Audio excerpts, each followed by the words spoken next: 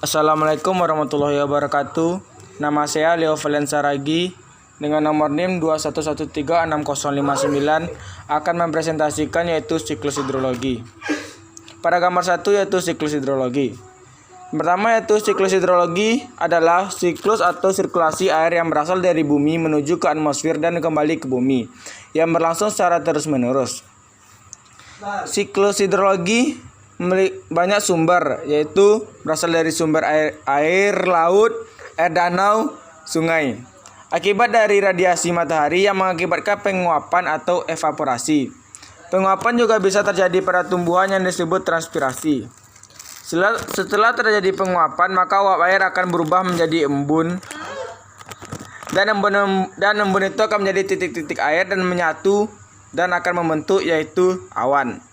Setelah titik-titik menyatu membentuk awan, maka awan akan bergerak dari laut menuju ke arah daratan yang dibawa oleh angin. Pergerakan awan disebut dengan adveksi. Lama-kelamaan awan akan menjadi presipitasi atau yang disebut hujan. Hujan yang terjadi di dataran rendah dan dataran tinggi memiliki perbedaan dari segi bentuk airnya. Hujan yang di dataran rendah lebih berbentuk seperti tetesan air yang besar, tapi pada dataran tinggi lebih seperti embun. Ketika air hujan sampai ke permukaan bumi, maka akan diserap oleh tanah yang disebut infiltrasi. Sedangkan air yang tidak diserap oleh tanah dan mengalir ke sungai disebut runoff. Namun air hujan yang tetap menjadi air tanah disebut perlokasi. Jadi, semua air yang menguap dari permukaan bumi akan kembali lagi ke bumi. Selanjutnya yaitu pada gambar 2. Gambar 2, cuaca dan iklim. Cuaca adalah proses fisik yang terjadi di atmosfer bumi pada suatu saat dan tempat tertentu. Dan biasanya waktunya singkat, namun wilayahnya relatif sempit. Iklim.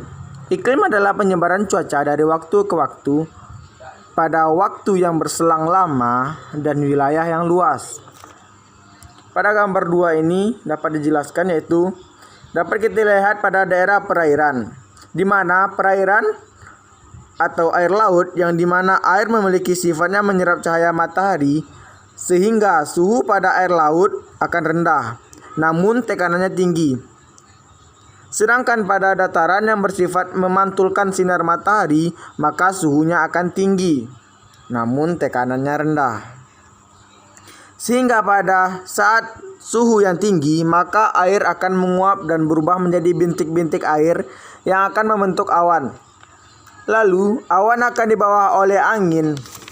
Namun lama-kelamaan, pada saat awan sudah mencapai titik di mana dia tidak lagi dapat menampung titik-titik air, maka awan akan mengeluarkan air yang disebut dengan hujan. Terima kasih. Assalamualaikum warahmatullahi wabarakatuh.